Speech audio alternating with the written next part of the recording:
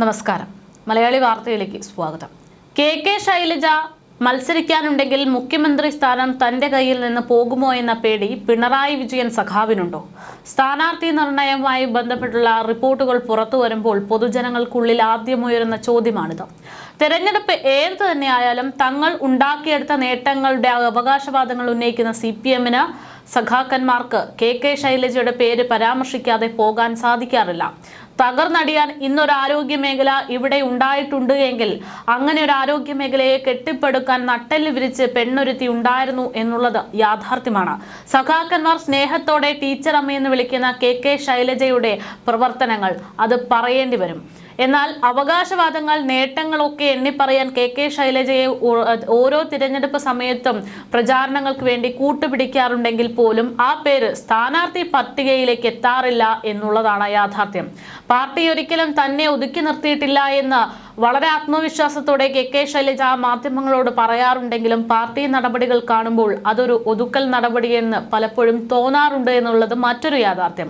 സ്ത്രീപക്ഷത്ത് നിന്ന് പോരാടുന്ന പാർട്ടി എന്തുകൊണ്ട് ഇവരെ പോലുള്ള ആളുകളെ കളത്തിലേക്ക് ഇറക്കുന്നില്ല എന്നുള്ള ചോദ്യം ഓരോ തിരഞ്ഞെടുപ്പ് സമയത്തും ആവർത്തിക്കപ്പെടാറുള്ളതാണ്. ഇത്തവണയും അതേ ചോദ്യത്തിലുള്ള വകുപ്പാണ് വരുന്നത്.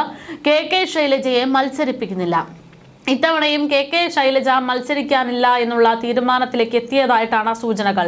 ഒരു പരീക്ഷണത്തിന് പോലും പാർട്ടി തയ്യാറല്ല എന്നുള്ള നിലപാടുകളാണ് റിപ്പോർട്ടുകൾ വ്യക്തമാക്കുന്നത്. അതായത് നിലവിൽ പാർട്ടിക്കുണ്ടായിട്ടുള്ള അഭിമാനക്ഷതം, ജനങ്ങൾ വിലയിരുത്തുന്ന രീതി, അതൊക്കെ കാണുമ്പോൾ അത് ഒരുപക്ഷെ പാർട്ടിയുടെ പൂർണ്ണ പരാജയത്തിലേക്ക് എത്താനുള്ള സാധ്യതകൾ ഉണ്ടാകുമ്പോൾ ഇനിയൊരു പരീക്ഷണ മത്സരത്തിനില്ല. ഉള്ള ആളുകളെ ഇറക്കി തന്നെ മത്സരത്തിൽ മുന്നോട്ട് പോകുക എന്നുള്ള തീരുമാനത്തിലേക്ക് ഭൂരിഭാഗം മന്ത്രിമാരെയും 50 സിറ്റിംഗ് സീറ്റ് MLA-മാരെയും വീണ്ടും രംഗത്തേക്ക് ഇറക്കാനുള്ള തീരുമാനത്തിലേക്കാണ് CPM എത്തുന്നത്. ജില്ലാ സെക്രട്ടേറിയറ്റ് തയ്യാറാക്കിയ പട്ടികയിൽ MV നികേഷ് കുമാറിന്റെയും M മുകേഷിന്റെയും പേരടക്കമില്ല എന്നുള്ള റിപ്പോർട്ടുകൾ പുറത്തു വന്നു കഴിഞ്ഞു. മുഖ്യമന്ത്രി ഉൾപ്പെടെയുള്ള PB അംഗങ്ങൾ മത്സരിക്കുന്നതിൽ നാളെ ചേരുന്ന പോളിറ്റ് ബ്യൂറോ യോഗത്തിൽ തീരുമാനമായേക്കുമെന്നാണ് സൂചന. എന്തായാലും മുഖ്യമന്ത്രി ഉണ്ടാകുമെന്നുള്ളത് ഉറപ്പാണ്. കഴിഞ്ഞ തവണ കർശനമായി നടപ്പിലാക്കിയ 2 ടേം വ്യവസ്ഥ ഇത്തവണ CPM മുറുകെ പിടിക്കില്ല എന്നാണ് റിപ്പോർട്ടുകൾ. പാർട്ടി കോട്ടയിലെ ഉറച്ച സീറ്റുകൾ ഒഴികെ ടേം വ്യവസ്ഥ ഒഴിവാക്കുകയാണ്. അതോടെ 50 സിറ്റിംഗ് MLA-മാരെങ്കിലും വീണ്ടും വോട്ട് തേടി ഇറങ്ങുമെന്ന് വ്യക്തമായി കഴിഞ്ഞു. അങ്ങനെ V Sivankutty, Veena George, OR Kelu, V Abdurahiman എന്നീ മന്ത്രിമാർക്കും വീണ്ടും അവസരമൊരുങ്ങി കഴിഞ്ഞു എന്നുള്ളതാണ് റിപ്പോർട്ടുകൾ. ഇവരെ കൂടാതെ P Rajeev, KN Balagopal, Muhammad Riyas, VN Vasavan, Saji Cherian, MP Rajesh എന്നീ മന്ത്രിമാരും വീണ്ടും സ്ഥാനാർത്ഥിയാകാനുള്ള സാധ്യതകളാണ് വ്യക്തമാകുന്നത്. 2 ടേം നിബന്ധനയിൽ അയവ് വരുത്തി മന്ത്രിമാരെ വീണ്ടും മത്സരിപ്പിക്കാൻ CPM ഒരുങ്ങുന്നത് ഇനിയൊരു പരീക്ഷണത്തിനില്ല എന്ന് പറയാതെ പറയുന്നതിന് തുല്യമാണ്. 2 ടേം കടുംപിടുത്തം ഉപേക്ഷിക്കുന്നതോടെ V Sivankutty, Veena George, OR Kelu, V Abdurahiman എന്നിവർക്ക് ഉണ്ടാകാനിടയുള്ള തടസ്സമെല്ലാം നീങ്ങിയിട്ടുണ്ട്. V ശിവൻകുട്ടിയെ സംബന്ധിച്ച് നോക്കുകയാണെങ്കിൽ അദ്ദേഹം നേമത്തും, വീണ ജോർജ് ആറന്മുളയിലും, OR കേളു മാനന്തവാടിയിലും, താനൂരിൽ V അബ്ദുറഹിമാനും ഒക്കെയാണ് മത്സരത്തിന് വരാൻ സാധ്യത. അനുയോജ്യരായ പകരക്കാർ ഉണ്ടെങ്കിൽ മാത്രമേ ഈ മണ്ഡലങ്ങളുടെ കാര്യത്തിൽ മറ്റൊരു സ്ഥാനാർത്ഥി നിർണയത്തിലേക്ക് പോകൂ എന്നുള്ള ചിന്തയിലാണ് പാർട്ടി എന്നാണ് റിപ്പോർട്ടുകൾ. മുഖ്യമന്ത്രി പിണറായി വിജയൻ ധർമ്മടത്ത് വീണ്ടും ജനവിധി തേടും എന്നുള്ള സൂചനകൾ ലഭിച്ചു കഴിഞ്ഞു. വെള്ളിയാഴ്ച ചേരുന്ന CPM പോളിറ്റ് ബ്യൂറോ യോഗം ഇക്കാര്യം പൂർണ്ണമായിട്ട് സ്ഥിരീകരിക്കുമെന്നാണ് റിപ്പോർട്ടുകൾ. PB-യിൽ നിന്ന് മറ്റാരെയെങ്കിലും മത്സരിക്കുമോ എന്ന കാര്യത്തിലും ധാരണയാകുന്നത് അപ്പോഴായിരിക്കും. വിജയരാഘവന്റെ പേര് ചർച്ചകളിലുണ്ടെന്നാണ് സൂചന. അങ്ങനെ തീരുമാനിച്ചു കഴിഞ്ഞാൽ മാത്രം അദ്ദേഹത്തിന്റെ ഭാര്യ മന്ത്രി R ബിന്ദു ഇരിങ്ങാലക്കുടയിലേക്ക് മാറി നിൽക്കും എന്നുള്ള സൂചനകളുമുണ്ട്. 2 പേരും ഒരുമിച്ച് മത്സരിക്കാൻ സാധ്യതയില്ല എന്നുള്ള റിപ്പോർട്ടുകളും വന്നിട്ടുണ്ട്. മന്ത്രിമാരായ P Rajeev കളമശ്ശേരിയിലും, KN Balagopal കൊട്ടാരക്കരയിലും, PM Muhammad Riyas ബേപ്പൂരിലും, VN Vasavan ഏറ്റുമാനൂരിലും മത്സരിച്ചേക്കും. Saji Cherian ചെങ്ങന്നൂരിലും, MP Rajesh തൃത്താലയിലും മത്സരിക്കും എന്നുള്ളതാണ്. അതാത് മണ്ഡലങ്ങളിൽ മത്സരിക്കും എന്നുള്ളതാണ് റിപ്പോർട്ടുകൾ.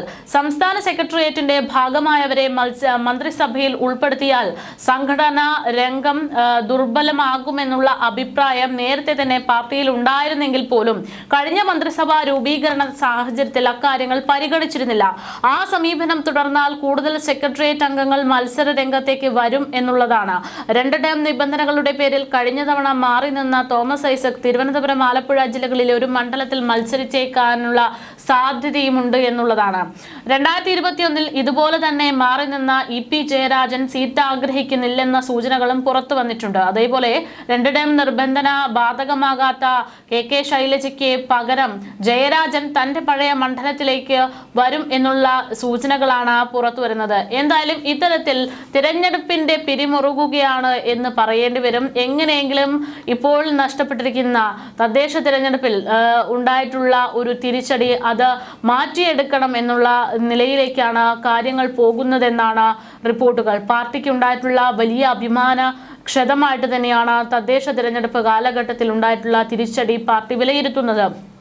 പാർട്ടിക്ക് പലയിടങ്ങളിലും വോട്ട് കൂടിയിട്ടുണ്ട് എന്നുള്ള വിശ്വാസം ഉണ്ടെങ്കിൽ പോലും അത് വലിയ പരാജയത്തിന്റെ ഒരു സ്ഥാനത്തേക്ക് തന്നെയാണ് പാർട്ടിയെ എത്തിച്ചിരിക്കുന്നത് എന്നുള്ള ബോധ്യം ഓരോ സഖാക്കന്മാർക്കുമുണ്ട്. ഇതിനിടയിൽ ഉണ്ടായിട്ടുള്ള വിവാദങ്ങളൊക്കെ ആളിക്കത്തുന്നുണ്ട്. ആഗോള അയ്യപ്പ സംഗമവും ഇപ്പോൾ ഏറ്റവും അടുത്തായിട്ട് നിൽക്കുന്ന ആരോഗ്യ വിഭാഗ മേഖലയിലെ പിഴവുകളും ഒക്കെ വലിയ ഒരു വെല്ലുവിളിയായിട്ട് മുന്നിൽ നിൽക്കുന്നുണ്ടെങ്കിലും കഴിവതും നഷ്ടമാകാൻ പോകുന്ന ആ ഒരു അവസ്ഥ മാറ്റിയെടുത്ത് പിടിച്ചു നിൽക്കണം. 3ാം പിണറായി സർക്കാർ അധികാരത്തിൽ വരണം എന്നുള്ള രീതിയിലാണ് പാർട്ടിയുടെ പ്രവർത്തനങ്ങൾ. അതിനുവേണ്ടി പൂർണ്ണമായിട്ട് സജ്ജീകരിച്ചു കഴിഞ്ഞു പാർട്ടിക്കകത്തുള്ള കാര്യങ്ങൾ എന്നുള്ള സൂചനകളാണ് പുറത്തു വരുന്നത്. അങ്ങനെ നോക്കുമ്പോഴാണ് KK ശൈലജയ്ക്കും ഇത്തവണയും സ്ഥാനമില്ല, പാർട്ടി ഒതുക്കിക്കളഞ്ഞു എന്നുള്ള തരത്തിലുള്ള അഭിപ്രായങ്ങൾ വരുന്നത്.